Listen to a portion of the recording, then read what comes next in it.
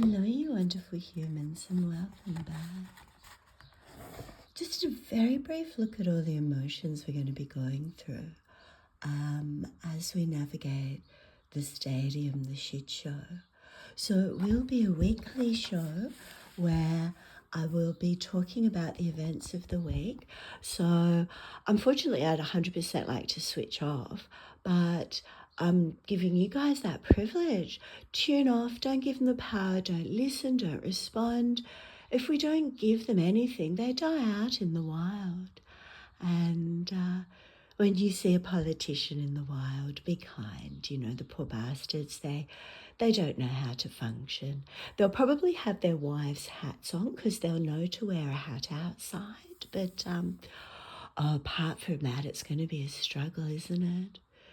They've never washed their clothes or cooked a meal or walked down a supermarket aisle where every single place, anything's half price or in sale, is clear. Like, people are struggling. You know, $2 matters to some people. And here we are with billions to divert from essential services. So as it sits now, I think a week of detachment is good to come in with clear perspective, and I think I'll do that as a precursor to the weekly show. If people have any ideas, suggestions, like graphics, videos, filmmaking, who want to show, please do. It'd be wonderful. And it has to be comedy, and we have to laugh like at the ridiculousness of what is happening. So I would like a competition where every young person invites Donald Trump to come down to the Foo Fighters concert. We need the strongest and the best and the biggest military force to just come down to the island and say no. Like, we just need someone outside of this egotistical, narcissistic, oh my God, the nepotism, this tiny bubble of people who think they're not accountable. You know, the maths ain't mathing, the numbers are not right. You cannot continually employ your mates to a dysfunctional level where the government collapses. You know, it's terrible. We don't need that drama. Who needs that drama? Like, seriously, it's ridiculous. So yeah, in the coming months, I have no doubt, and years hopefully, that anyone with a conscience, because all politicians are dead to me now, I'm 100% not affiliated with any party. And I think that's important for political discourse. The bloody blackmailing, like, to have a government make it a priority to change free protest laws, like put time, energy and money into that. The forward planning, the trajectory of just sheer and utter effing greed. Like, we're doing this, we're ripping everyone off. And you're in the management of public money. And that's why it's like, I couldn't find anything to contact the United Nations personally. But one of my goals is to sit and bombard a fucking 100 emails a day globally. You just get the message out there on media outlets. You make it comedy, you make it serious. You advertise our tiny little state, and you let people know that the most hysterically funny, while at the same time it's such a tragic anathema. It's like the most, and I'll always say Edward de Vere, he's the true Shakespeare. The most Edward de Vere's, Edward de Verean, the most tragic bloody drama of nepotism and corruption and ruling above the law. Like being impervious when facts and data and science and research, and it's a shame there are so many cowards in Tasmania. People could be stronger, but they've just been in this stranglehold of fucking a mindset. I don't know what it is. You genuinely don't know what it is that puts greed and profit above helping. And to think in a position of power, if I came into power in Tasmania, and I hope I do one day in some form, because I'm not an economic genius, I have zero, I'm dyslexic, and if even I can see that, it's appalling. But surely anyone with clear mental, mathematical insight can question, what are public servant staffing levels? What are public servant staffing pay? 14 million a year for advisors and media to get AI generated shit dribbled out on the few little media owned outlets out down here. Like, I want that job, please. What on earth do you do all day? And how horrifically is it failing? And how morally corrupt it is to promote in any way Mr. Noddy No Friends, and I'm going to call him that from now, Mr. Noddy No Friends, standing, claiming his little bit of dirt, that he's doing something wonderful, that the economy can starve, capital growth, infrastructure building works, that the economy can be ruled in such a crippling, cruel manner that generational unemployment happens in a tiny bloody place is criminal. You know, oh, jobs, fuck off. Innovation, world-leading first-level research. Fucking, we could come down here, have the world-leading experts in house building overnight, fucking on their planes with their buildings, and build for us the most amazing eco off-grid homes for homeless people.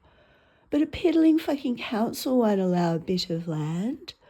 You know, it's beyond the comprehension, the realms of what is genuinely important and what people care about. And it's not equality with the poor. It's dividing such a horrific wedge into those who have and those who don't. And those who don't are second-class citizens. You will be hungry and homeless tonight, especially a child. We will, as a legal government, neglect our duty of care. And the argument to say federal funding, it's an aged issue. Bugger me, if you close every aged facility government run in the state, who the fuck's looking after the aged that rely on the government? Fuck me, if you're disabled, if you're vulnerable, if you're a child, if you can't speak or fight for yourself, you are such fodder. You are such a commodity. You are just reduced to your value to a charity. And charities down here just promote the status quo. You could solve homelessness overnight. To house 40 people, great. It's a huge mental health issue, and it's very challenging for a lot of people themselves to move physically into a space, but there's no excuse. And when children are involved, you know, like, I've been to schools where kids have come to school and they've been up all night, they haven't slept, they haven't eaten, they've just been dragged here by an older sibling to escape a house where they've been up all night because the police have been there being noisy cunts because they're 100% inconsiderate, and for drug dealing and some other dramas. Like, I know personally, firsthand, of the police leaving a pregnant person here after assault. Not just once. Is that lack of training, lack of care, lack of money? Like, you just treat people like second-class citizens because of their postcode? Oh my gosh, if that happened to someone South Launceston, imagine the fucking drama. Imagine in Hobart. Oh, imagine happening, you know, a Hobart school where that's not acceptable.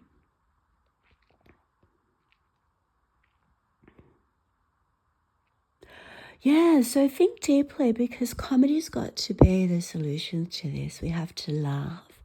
We have to find positive and really funny ways to deal with this. Definitely love to film a politician out in the wild with his wife's hat on, because he knows he has to have a hat on, bless him. He's outside, like usually has a hat on. But the dysfunctionality and the disconnect of, and I will say this at the top of my lungs, white, old, rich men who've grown up with such privilege and been pandered to all their lives and have known nothing of genuine struggle. I guess that's a wonderful thing. We all aspire to a life like that. But you don't put yourselves in a position where you have to govern the opposite, where people have never struggled. Like as a single mum getting my teaching degree, I remember living on tomato sauce soup, just tomato sauce and boiling water. I wouldn't give that to my child, but that's what I had, and soaking old stale bread and the true fucking horror of poverty. And why does that exist? And people have talked about it and bleated on about it. It's because it's not the equitable flow of money. Black and white people, 50-50. We can have utopia. And I encourage people to do the research and look. I know Liechtenstein is the most beautiful place. Other European nations of a similar, is it GDP, gross domestic product, so how much we make a year as an economy. So we make a certain amount as an economy, and then we get federal money, so we get two lots of money. And our own money, I think the most recent number I saw was 42 billion. So out of 42 billion, which I think equates to $750,000 a person, and I always overestimate because I'm obviously dyslexic, but $700,000 a person for $500,000 into 40-something billion. I don't know, that can't be right, but maths ain't nothing. But to break down expenditure, and that's what you do. You clinically look black and white at numbers and facts. And the boat debacle I know nothing about, except for the one fact that a boat was ordered and it doesn't fit the dock it's got to come to. And that cost the Tasmanian taxpayers $400 million plus.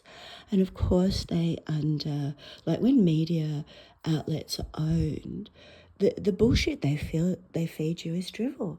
And I've genuinely seen, I think after numbers hit 1.1 billion, the Mercury newspaper released an article denigrating the number to 790-something million.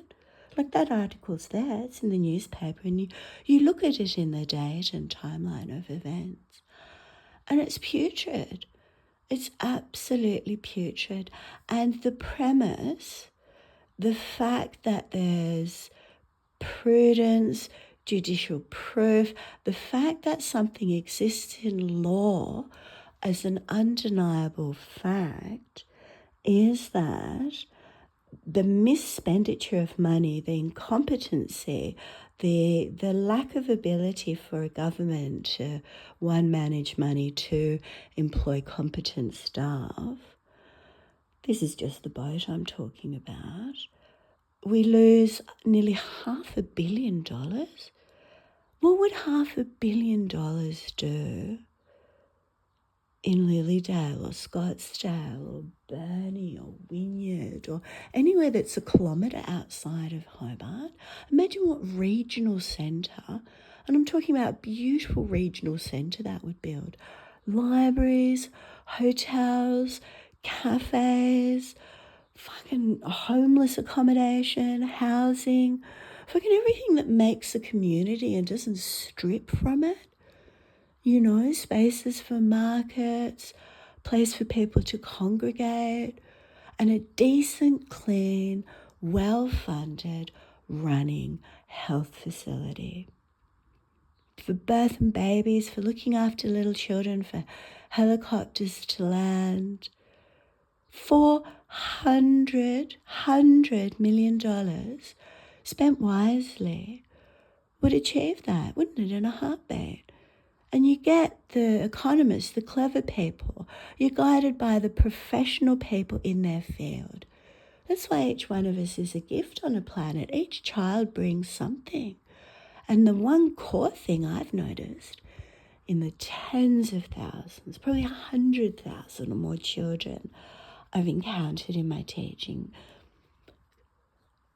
is kindness, just beautiful love, care, kindness. Human beings want to nurture, we want to look after, we want to grow, we want to paint, we want to draw, we want to listen to music.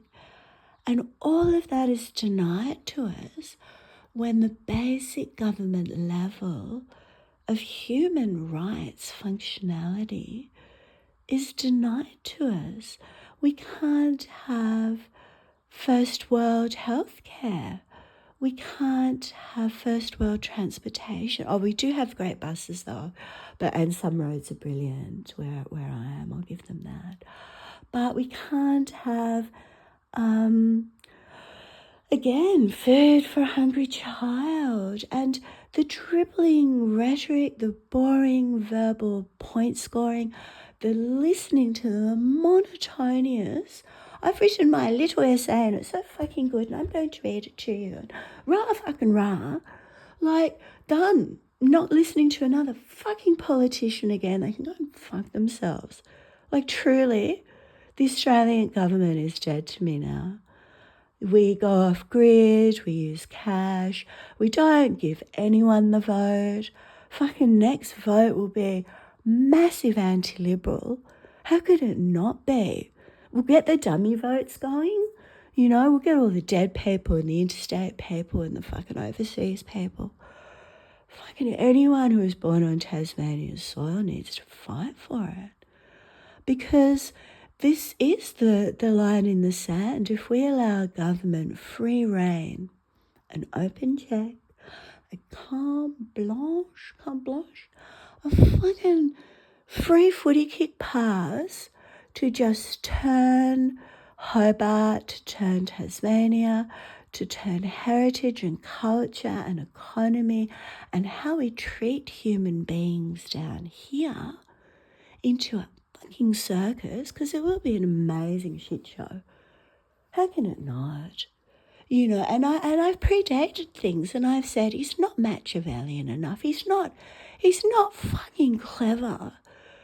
You wouldn't be to pursue that path, and you wonder where a consciousness comes to us. Like, there's 350 to date recognised theories on consciousness, and consciousness comes both internal and external. It has to be, or material and non-material. It has to be received by us through our senses and at optimum health levels when you're biologically functioning at a premium, and that's through diet, number one. What you put into your body fuels your thought. When you have good food and you exercise, you're clear thinking, and that's the sort of politicians we need in Tasmania. Not these bloated, unhealthy, I don't know who's who, but I could never look in the face of some of them. And I'm so done with Albanese's squeaky little fucking voice. Like, you represent us on the world stage, mate. And good on fucking Rudd for getting a dressing down from Trump. Like, I will say nothing on politics. I've said that, like international politics. I'm worried about my corner of the world. And if we all change our corner of the world, it literally changes overnight. Look to research $40 billion, I don't know what the federal funding is, plus economies, and divvy it up between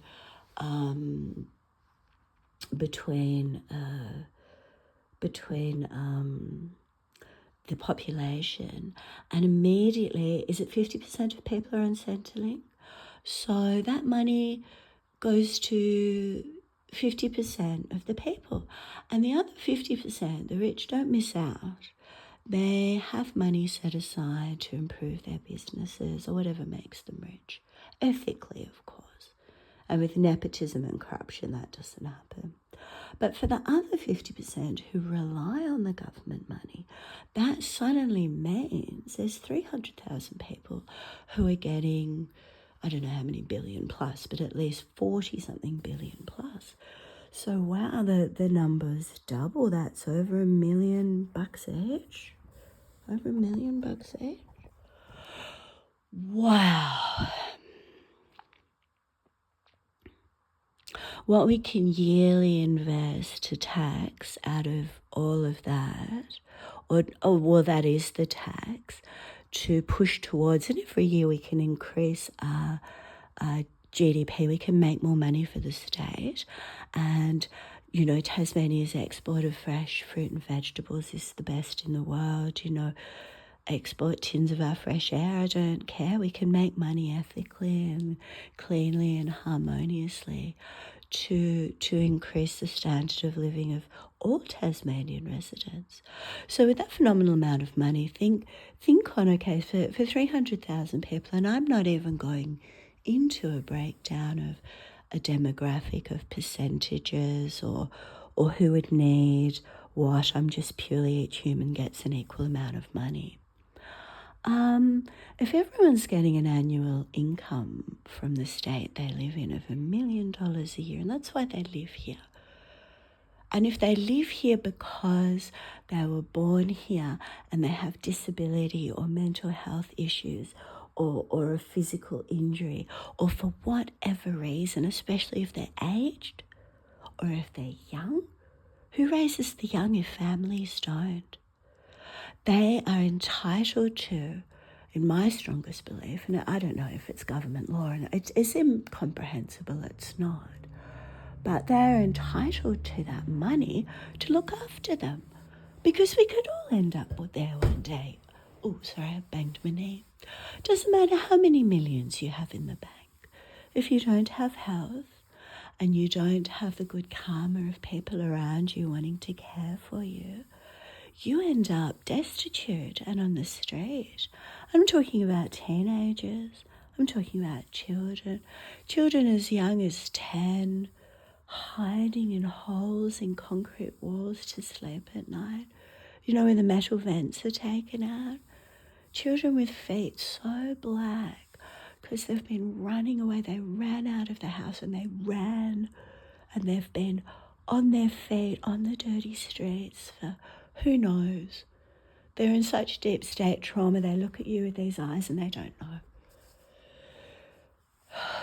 And we want to create a class of humans that are to experience this in a first world Australian nation, while the wealthy, not once has there been, apart from the sheer, again, rabbit holes are a waste of time.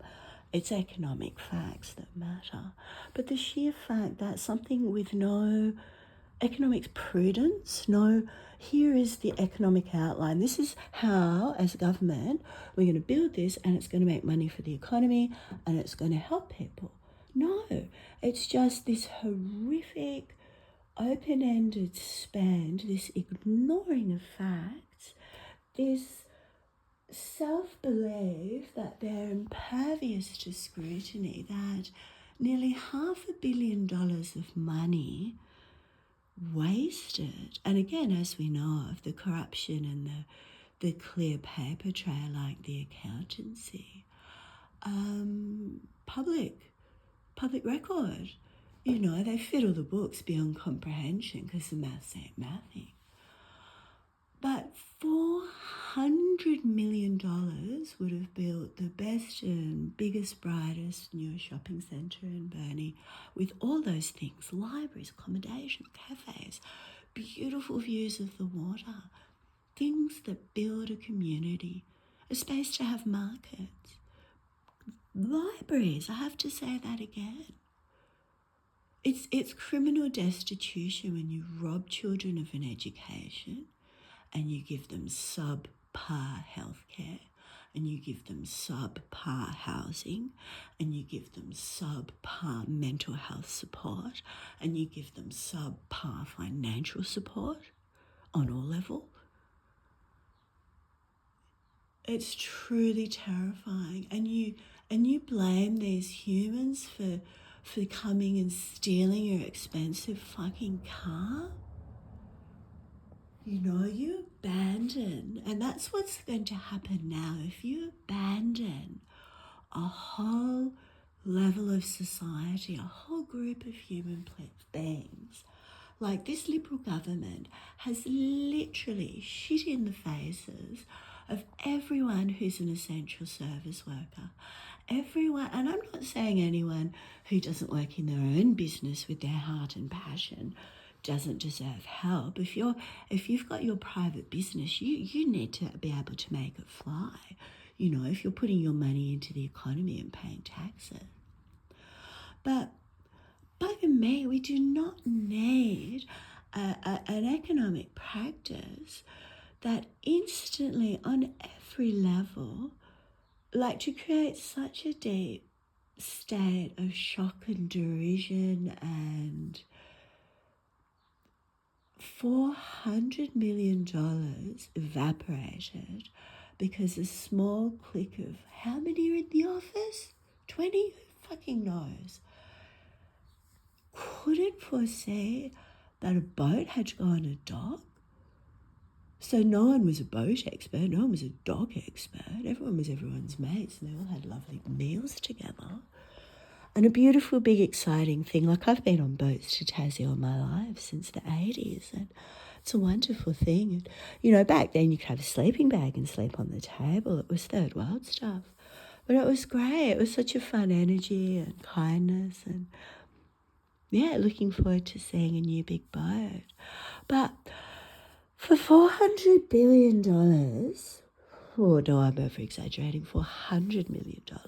I'm fixating on $4 billion for the ultimate spend, because there's so much is like to pre-order metal, and so much is going ahead. It'll be a travesty. And the promises will be so stomach-turning. Like, I've put it out there, I haven't heard it announced anywhere that there's free water or sleeping spaces or a library space or anything that would make a community. It's just a big, round, shiny lump of concrete, air-controlled, so people in cold weather and hot weather with air conditioning can just sit there and scream. Millionaires can scream at other millionaires. And anyone who remembers David Williamson's The Club, that is an Australian play you have to read, or film you have to see. I hope I'm not wrong. Oh my God, who's the Australian comic legend? I can see him in black and white. He used to have the TV show, and he was the first Australian to say the word fuck on TV. Graham Kennedy. He said it as a raven. Fuck! But yeah, he was a king of comedy and gold. And God, why am I bringing up Graham Kennedy? I'm just so off topic. But again, a weekly political comedy show showcasing the talents down here and how the world is perceiving us. You know, we draw a line in the sand. I will not stop fighting for a government to think they are beyond scrutiny, that they think they can control media, that they've bred generations of poor, subservient people like to not know any better, and you break that cycle in change. And that's how revolution happens, because it's an instant and sudden awakening. All the dominoes fall before it. So many factors fall into place. You look at the French Revolution or the Russian Revolution. But all of a sudden, like someone experiencing, horrific domestic abuse, or financial abuse, or living in a partnership or a home environment that's so not healthy or happy for them. And you say, why don't they escape? It's because people are not always in a clear and thoughtful and rational mindset. You know, after the post-traumatic stress of COVID, and we have half a decade of data to look at now, incredible spikes in mental health. You know the issues that are predominant where there's a denial of reality. And that's the definition of mental health, isn't it? You have reality and you have not necessarily an extreme fantasy world. Some people can project heavily into delusion, and the heavily delusional and is it deeply psychotic? I think psychotic and psychosis are different. If you're psychotic, maybe you're having an episode of psychosis. But the mental health you have is unique. Your episode, what you're experiencing is your own. It's your own body chemistry. It may share a great affinity with a huge amount of people. You may be a highly feminine man, highly masculine woman, tall, short. It doesn't matter what you are. You're human on planet Earth, and we don't put labels. And again, it comes down to the equality. And we can't degrade the safety of children for a man, an adult man with intact genitalia, to dress as a woman and say he feels unsafe in a male toilet, and to not have the comprehension as to why, and to say that women are biased and phobic and uncaring. But bottom line is we have no right to our own safety. A man, a strong man, a biologically stronger man, don't care if they take hormones, they've still got functioning genitalia. Or if they've got they're a man. Why would they want to come into a woman's toilet? Go and find your own toilet. You're creating your own persona. You've got your own acute episode happening, your own fantasy world. Do not put children's safety at risk. Do not walk into a room with children. It's appalling. Children need safe spaces. You know, and I will always voice that. There is no need for an adult to be in a child's space. There is no need to bring sexuality into a child's space. A child has a childhood. 18, we legally say they become an adult. So until 18, they have complete ownership of their sexuality and their bodies and their expression and their thoughts, and especially under the guidance of parents. And please support this mum, I think in Queensland, whose daughter was exposed to bestiality and anal sex and lost her childhood. Why was that brought up in a classroom of young children? Horrific.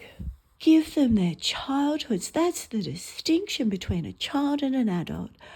Chemically, a child cannot produce another human. Therefore, they have no need for sex. Sex is not a concern to them. There's sensuality and exploration and senses, but no knowing anything. They don't know their ass from their elbow, bless them. 100,000 kids in my teaching career at a rough estimate. Little, tall, short, big, old, none of them, and especially the little ones who can't speak for themselves, none of them have a concept of gender apart from a visual stereotyping. Where else do they see it? In TV commercials, in movies, how their female role models present, their teachers, their mothers. And it's a beautiful thing to aspire to if you're an inner feminine man, or if you're gay. That doesn't even come into question. Gay, you are born that way, and thank you for gays for disassociating from bringing sexuality into children. It's not there. It should not exist. You should not chemical, you should not mutilate a perfectly healthy body. And the two sides to that argument, I'm sorry I'm so off topic, but it is in the rights of children something I will say this just once, because I'm more focused on children getting a meal and a clean bed and clean clothes and washing themselves and staying with their siblings. Can you imagine the horror? You're dragged out of a pigsty of a house. The parents are dysfunctional junkies. And yeah, the little ones are separated. Like they can't even be together. That's beyond comprehension. 400 million people. Imagine what that would build. Not just in one space. You've got to spread out and hide the private places for people to heal. Everyone deserves a space where they feel safe. And for someone who's experienced violent physical assault, and all rape of children is, there's no degrees to horror. To talk to blokes in their 60s who think, well, at least, their back area wasn't vandalised, doesn't mean the horrific bloody other abuse that was done to them doesn't qualify tears or a recognition that wasn't right, mate, and you deserve to be, healed from that. That shouldn't come to you and haunt you in your life. And for some people, everyone has their own different journey. But for some people, the trauma of child sexual abuse will be with them for their entire life. Not just emotionally, not just physically, but their little bones will be snapped and broken. They will catch diseases like herpes. Having to sit next to a little one who's got herpes, break out because they're malnourished at home, and they can't get to a decent doctor or medication because of the nepotism of the medical profession down here. And they can't even be informed, like they can't even be told where there's a health or care for them. But to sit to sit next to a little one who has to sit out sport because that's been done to her in her infancy, it's beyond criminal. It's beyond criminal. And we don't support those who carry the burden of it. I know as an ad hoc employee, which means I'm paid between certain hours and that's it, you fuck off, you don't exist.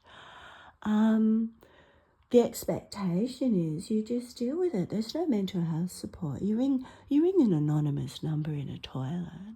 Like I remember starting to teach at a college about 13 years ago. Didn't label doors for mental health. It was a dirty secret. Like I'd come from spaces in beautiful country schools where there were rooms painted with clouds on the ceiling and carpets and just the window and plants, and other rooms that had proper sprung dance floors, like for dancing, and beautiful music facilities. Like this was a public school, and the kids travelled the world with their music. It was a beautiful space, and this was maybe even a decade before, like 20 years ago. And to think, I've seen a whole school shut down and a little kid, probably chest height, manhandled into an empty room. That's not how you treat a child in trauma. That's just woke ridiculousness. You don't put your hands on a child. You don't drag them anywhere. You don't shut down a whole school. I've been at schools where little ones have run. I'm not laughing, but little ones have run around with fucking bits of wood and smashed the teachers' windscreens. Not windscreens, headlights. I could reach the windscreens. Such broken little people that have flitted between schools, kids that have fallen through the cracks. And, I'm off-gridder, but I will never be a fully home educating person because I've been a teacher for so long. And yes, the classrooms perpetrate a lot of horrors, but you have to learn to emotionally manage. You have to socialise. And one of the saddest things I've ever seen is at college. All the fucking homeschool kids just standing around in their home knitted fucking llama jumpers looking so lost and bewildered. Like, fuck me, they've never known bells or time management or interactions and a social chit chat or, moving your ass when you have to between places. And they're such good value. Like, poor little things, you don't do that to them. And oh my God, if they've got brothers and they're wearing matching knitted jumpers, what kind of parent does that to a child? It's like those, 1970s patents wool knitting catalogues, those photos? And their mum and dad are wearing the same clothes as well and a matching beanie. Oh, there were some traumatic clothing choices in the 70s and 80s.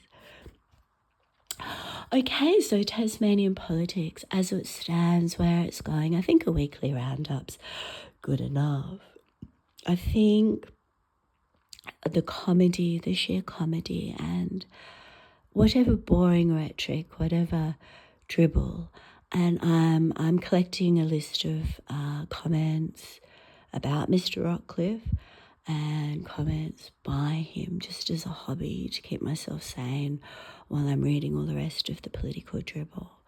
I think my only true source will be just travelling and meeting people and talking to people, because how does the knowledge reach them? How does the intellect equate? How does the fanaticism of passion, and you see that in the Muslim, well, you see that in all religions is passionate fanaticism, except the Catholics took on technology and real estate. They're not stupid. They're the most expensive real estate in the world. Whereas you look at other religions that, even with the best technology available to them in the world, still want to live a medieval existence.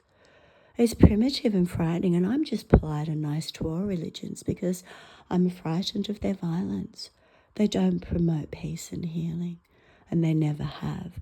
And I'll still work in a Catholic church. Well, I won't now, I'm retiring, but I've worked in Catholic churches and I respect their educational quality and standards. But bugger me, the safety, the history, what we're doing to children and the second-class citizens and we've got a stadium and we've got the Foo Fighters, but anyone on Centrelink, they can't afford either. They can't afford to be part of that. And the putridness of spending $600,000 on a taxpayer-funded event and not providing free tickets, what's happening outside? And I'm again precursoring all of this. Will there be tents? Will there be clean water? Will there be toilet facilities? Will there be screening of the music? I don't know this band or their music, but why are they taking our money? If they're a fucking rich band, they don't need to do that. It's just woohoo. All right, they're going to make some money. Let them sell some tickets at the end of the day. If they're a corporate business and it covers their running costs, good luck to them. But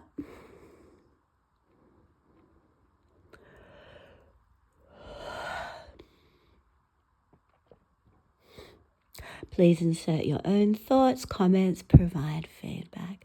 I look very forward very much to having animation, music, sound, short film, skit, any form of anything. I'll be filming on the streets of Tasmania. That's my number one goal. Totally not illegal. Asking consent first. Any profits going to Zoe Australia and just to keep funding filming. 50-50, I'm always black and white.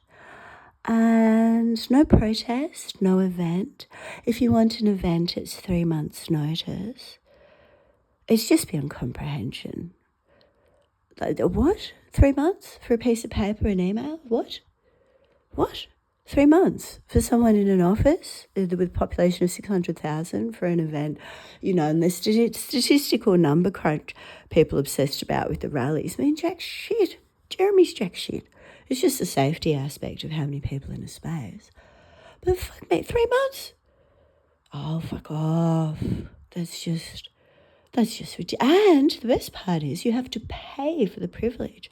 Couldn't find exactly how much you have to pay for a permit to have a public event. So, keep it small, keep it clean, keep it simple, keep it respectful always when you gather in public.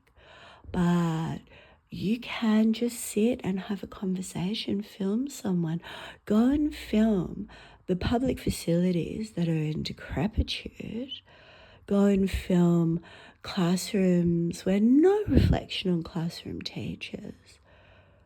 They have no resources. They have no budget, no money. The buildings need a paint, filthy playgrounds. They're doing the best they can. And it's not like these humans, these second-class children and their parents and their family deserve any better. We'll just give them these shitty, filthy schools and these shitty, filthy houses to live in, and we won't give them decent food, and we won't educate them to a standard where they can't participate in community apart from being fodder. Like, they'll be great little fucking workers, good fucking workers, getting taken advantage of at every turn because they're not educated. You don't build resilience out of broken poverty. You just build a perpetuation. Cycles of families that are illiterate and have no books in their home.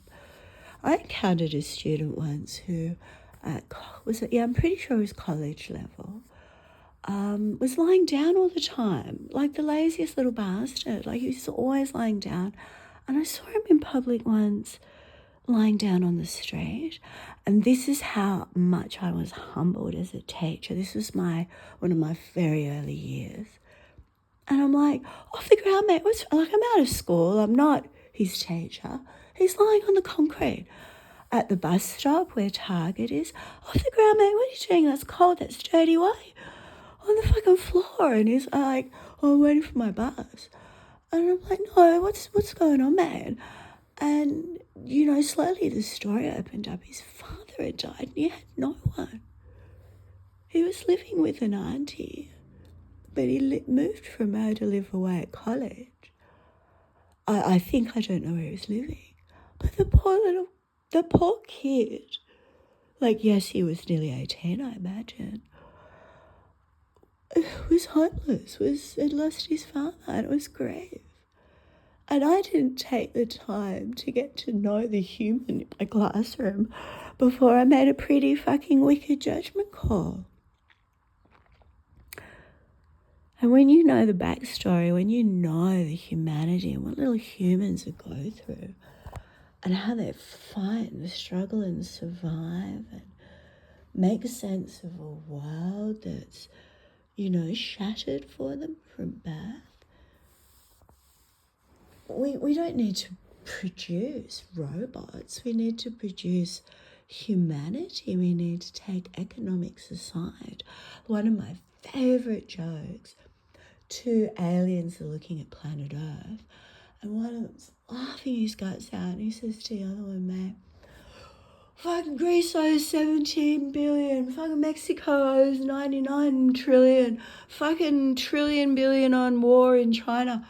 And the other alien's fucking laughing and going, they owe money. And he goes, yeah. And he goes, who the fuck do? They have everything. Who the fuck do we owe money to when we have everything? When we can eat and drink and play in the sun or have a relaxed lifestyle full of stress and have, medical health care. People work all their lives, they slog all their lives and they pay their taxes And they get to an age and a generation where what they built for Australia, and they made us a free country. Like my mum worked with Anzac. She worked in St Kilda Road opposite the Botanical Gardens in the beautiful old building where the military was. And she used to shit stir the ASIO spies by saying there were hippies in the building. And I'd remember visiting my stepfather there, and you couldn't walk past certain areas, like big yards, and I would be the first running in there and causing grief. And the concept then, like to spend money, he was in a department where you had to spend a certain amount on military spending or you didn't get the same amount the next year. And it was spent wisely at first and in some areas, but there's still, the military can move into portable housing. Like that's where building expertise is needed, saving people in, horrific situations. And if we can't even save our own homeless women and children in our own backyard, I mean, how difficult is it to go to the military in Australia and ask them to quickly deploy in secrecy, because these guys are bloody, and women, sorry, I'm not being sexist, these humans, the experts, deploy housing for an emergency place. And instantly, anyone who's physically, violently been abused knows in a heartbeat they can ring a number, they'll be collected, and they'll be taken somewhere of safety. And it's somewhere with medical facilities, somewhere you've got military people there, it's impervious. And it lasts for as long as it needs to last. There's investigation and rehousing. But that cycle, of how many women die one a week, like that's incomprehensible. How many children witness that? Why the military? Why not deploy your military? Surely as a government you ask that. You say, please, let's get this happening. And we have Crown land, even private land. I would love to, with my own land, I'll be donating that for free for homeless people. But,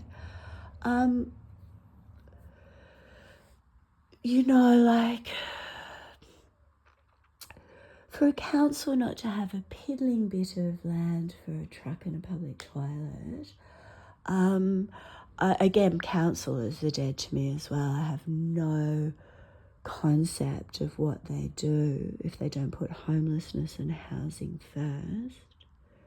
They just run nice social events and they make sure that some places, not all places, but some places are nice and clean. Do we pay equal rates or tax is there a discrimination in the level of cleanliness we get from the council or public maintenance? Is it purely based on economics? I don't know, I'm asking the question.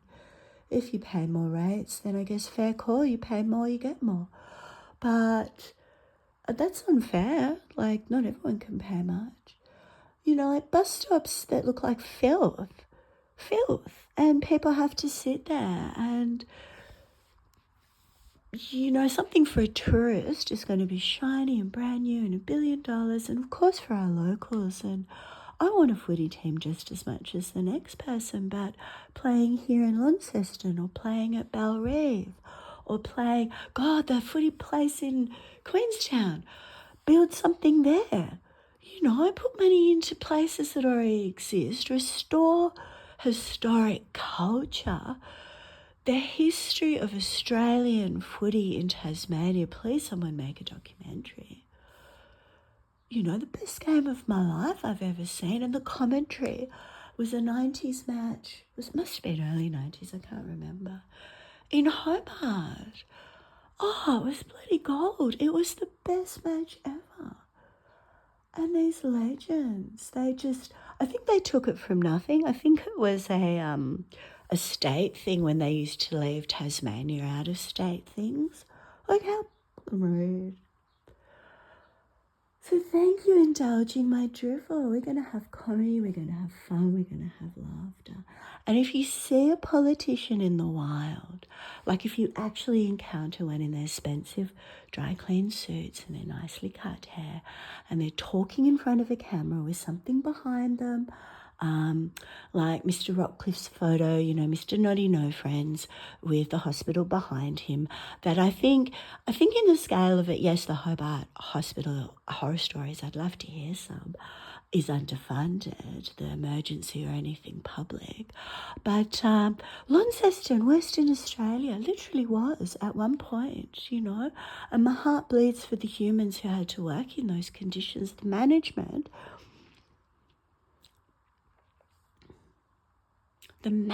like how do you run humans into the ground who just want to help people? That's what people in the medical profession do. And the lack of simple humanity and kindness, like how much does it cost to put some piddling new seating into a waiting room where people aren't in horrific pain, sitting on horrible plastic for hours around other unwell people? Like I myself have hysterically sobbed from depression, gone in there seeking help, and just left to cry in a public space. Like that's unfair on other people. I couldn't control my crying. It was horrible, horrible. And then they sit you in a doorway and then they scream at you. You try and get mental health support, and as a professional of 18 years, and I'm a workaholic, and I've worked international baccalaureate schools, I've worked private schools, I've worked the most expensive schools, I've worked the poorest schools. I've seen the demographics of humanity, and I've always seen the best in teachers. They're incredible humans, their kindness, their dedication, their skill. They want the best for children.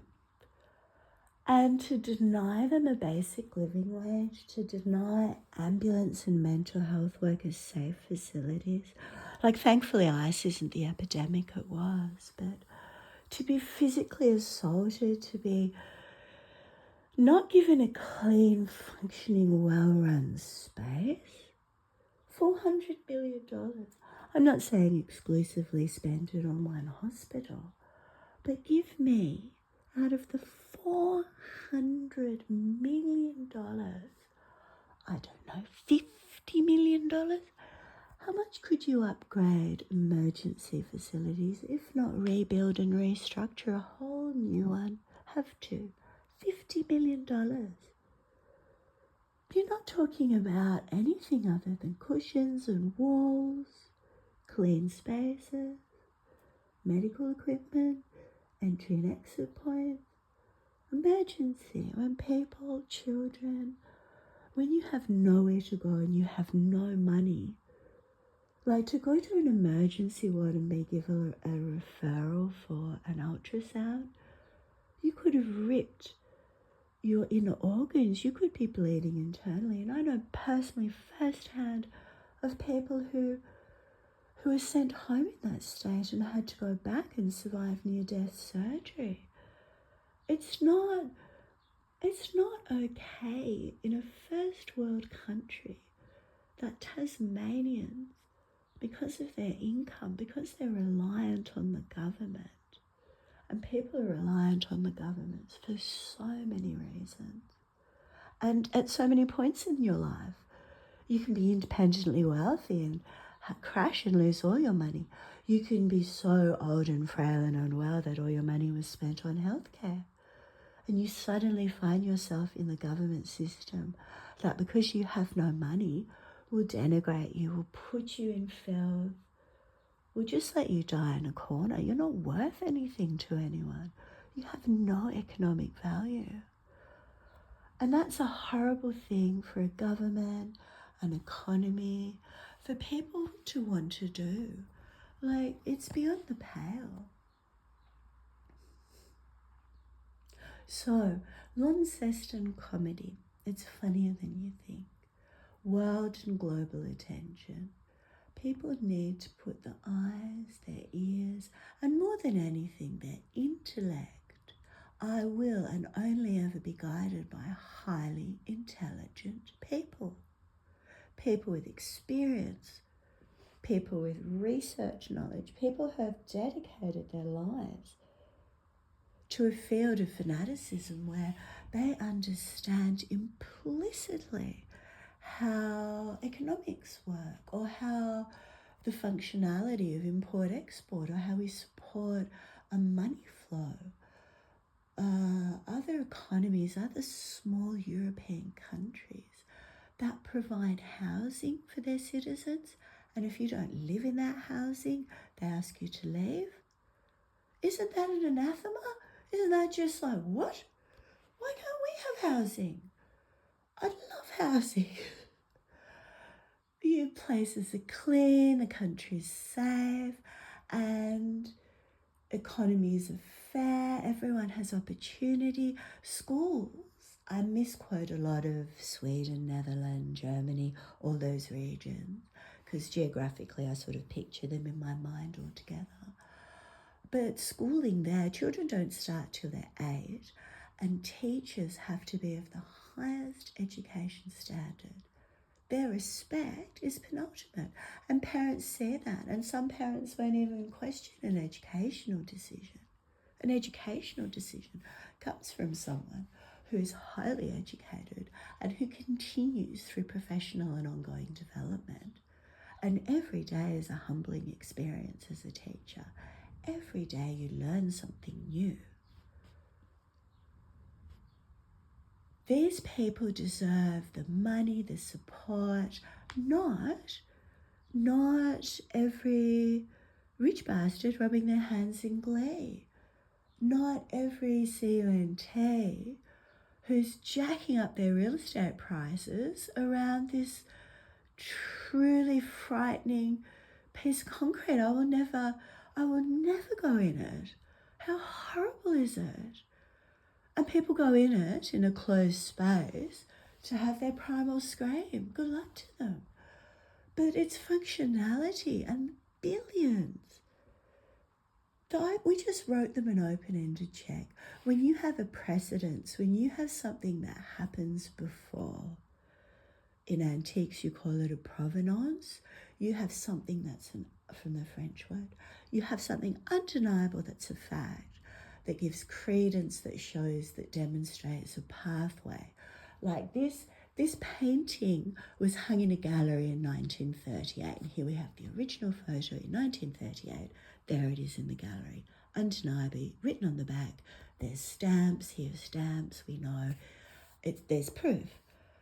But what are they doing with this stadium? What economic proof are they showing us? $4 billion to spend on what? That's the horrific outfall, and the lack of, and that comes with anything, the lack of a cohesive narrative. I think the explosion in consciousness is, bless them, stupid people, low-level functioning intelligence will go, footage tape, and good on them. Primal scream stuff, love it, they're there. Even high-level functioning intelligence, love a good primal scream. But the ability to express, to have discourse, to talk, to discuss this topic is eroded by a criminal act of censoring public protest, by a 3-month protest to have an event. Is an event more than 2 people? I don't know. If I want to fundraise, I have to wait 3 months. It's dinosauric, not dinosauric, it's dinosauric, it's like a dinosaur. And for someone whose life, and this is where I'm, I think, heavily on the spectrum with functionality, and I've worked as a stage manager and love that role. And of course, as a classroom teacher, you plan, you organise large groups of children and their movement all day, and you keep them safe, and you feed them and you look after them. And It's beyond the realms of comprehension that this government just wants one funded group of children through government taxes to have the opportunity to go and visit a nice shiny building and watch footy there, and another group of children to just get fucked. Just get fucked. You're not worth decent mental health care. You're not worth decent health care. You're not worth decent housing. You certainly can go to bed hungry. And I've been in a class with a teenage boy, the loveliest bloke, lovely kid, chatting away. Lunchtime, what are you having for lunch? Oh, I don't have any lunch. Mum's a single mum, don't have much food. You know?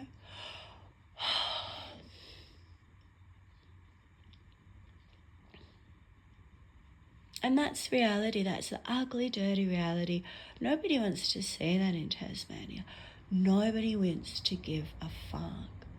Like, to breed a detached, unempathetic, clinical, dysfunctional, nepotistic, and I think the interbreeding and the lack of a clarity of different perspectives, and when you see different worlds, and I'm not talking about just travelling geographically, when you physically are in different spaces, you get perspective and you learn so much.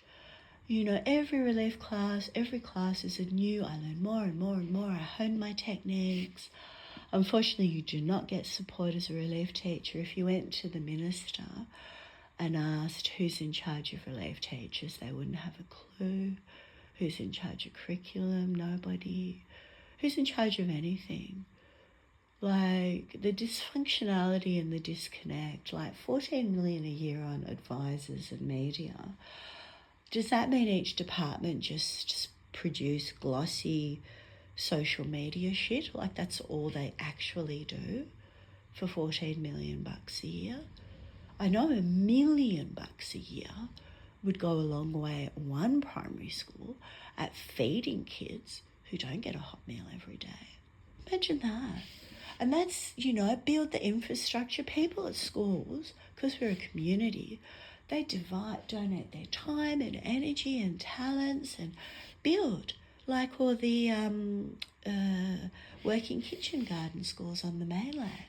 And not to a subpar standard, not with dirty or broken second-hand, well, there's nothing wrong with second-hand shit, but give people the beautiful things that everyone deserves, everyone paying their taxes.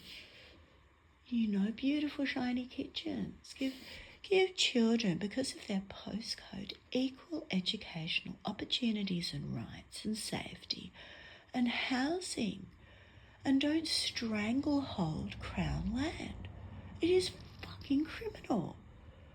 The amount of square footage, I don't know if it's under a council management or a federal or state, land that you can't put a piddling caravan and a public toilet on to keep some human breathing tonight, to keep someone so broken that they need warmth and food and safety and just need to be housed for the night.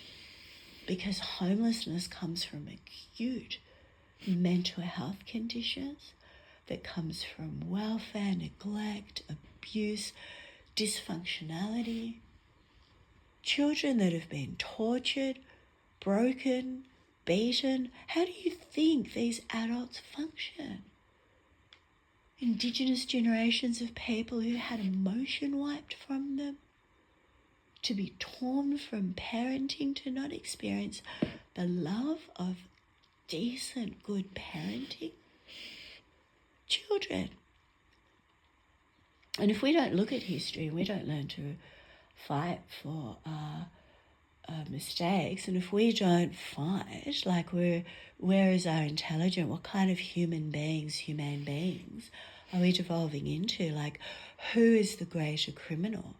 The person with the gun, or the people who stand beside and watch them shoot with the capabilities of stopping it?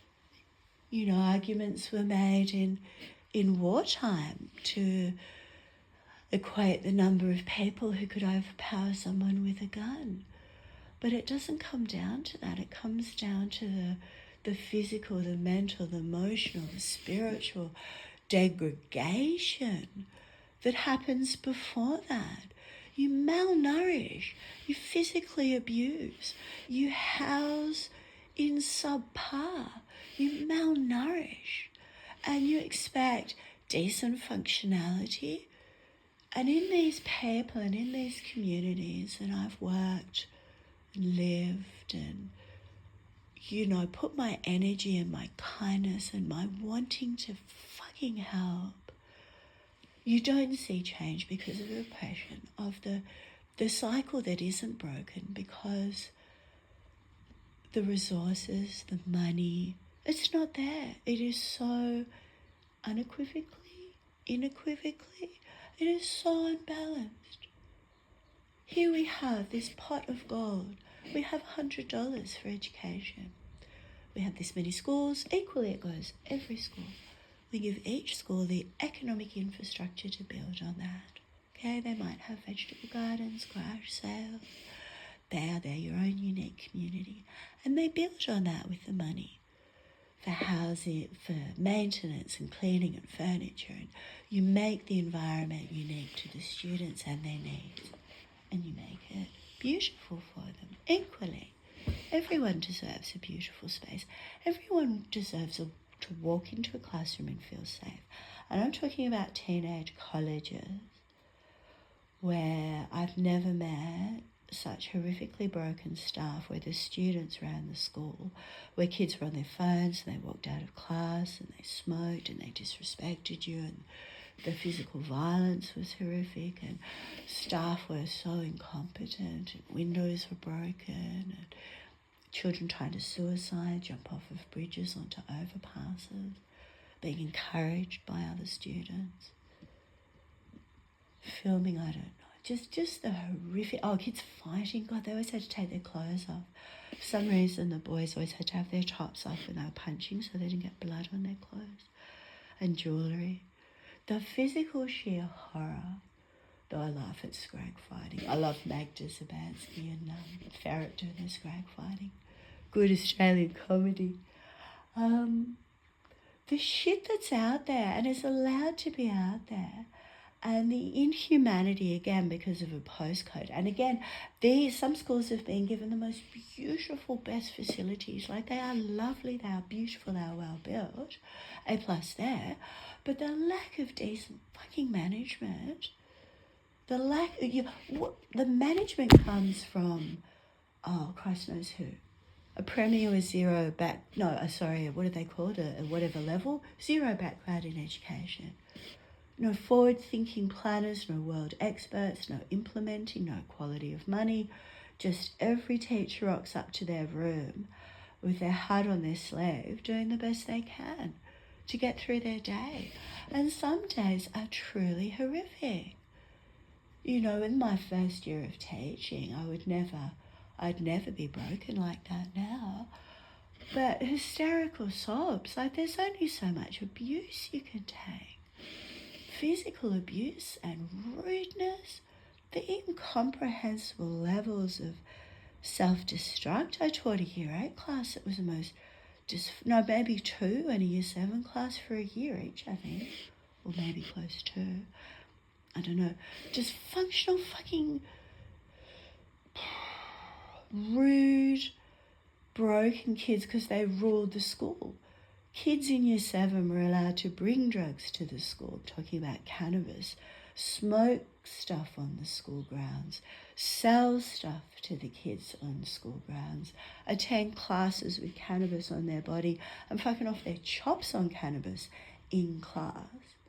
And yet, because of data, like, some principles function on humanity, others function on data. No, we don't recognise it, we don't acknowledge it, we put it under the counter. And for someone leading a team of people trying to manage the behaviour of these students, the clear message is, do what you effing want, you'll get away with jack shit. And then how do you control uncontrollable power? Like, I've walked into a classroom at one school and it smelled like a fucking barnyard. It was rank, like the smell of young teenage bodies in hate. And the carpet needed replacing, the windows fucking clean, the curtains done. And what a hoo-ha just to get a clean space. Like, I was at another school where I literally went on strike. I wouldn't sit in the classroom anymore because of the stench of the carpet and the smell of the room and the filth. I took the kids outside and we had every class on the lawn till the principal, who had a Bentley, by the way. Like, how much money do you need for a Bentley? Did something. Like, you just don't tolerate it. And racist kids. I had a racist Mormon. How does that work out?